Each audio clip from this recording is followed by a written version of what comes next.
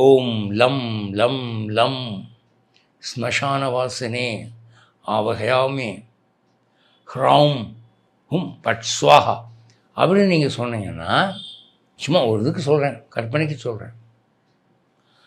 அது இத்தனை நாள் சொல்லணும், இத்தனை லட்சம் சொல்லணும்னு ஒரு கணக்கு இருக்கும். இன்னும் நைவேத்தியம் பண்ணி நிர்வாண காளி வந்துடும். என்ன வேணும், யாரை கொல்லணும் அப்படின்னு கேட்கும். அந்த மாதிரி மந்திரங்கள்லாம் அது நாம் பாவம் செய்வதற்கு காரணம். அந்த பாவத்துக்கு அவன் தான் அப்புறம் பதில் சொல்லி ஆகணும், காளி இல்லை.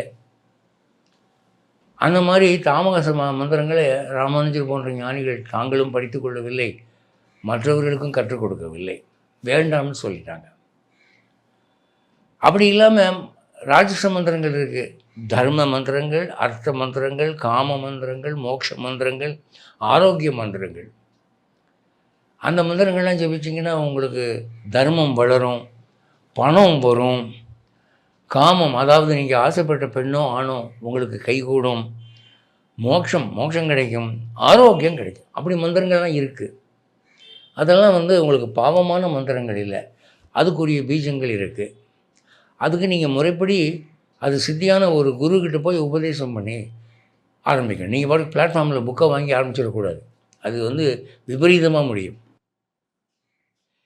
இதில் ஒரு பிரபலமான ஒரு பீஜம் என்னென்னா ஸ்ரீம், SRIM, ஸ்ரீம். இது மகாலட்சுமிக்குரிய மந்திரங்க. இதை வச்சு சொன்னீங்கன்னா மகாலட்சுமியுடைய அருள் கிடைக்கும்.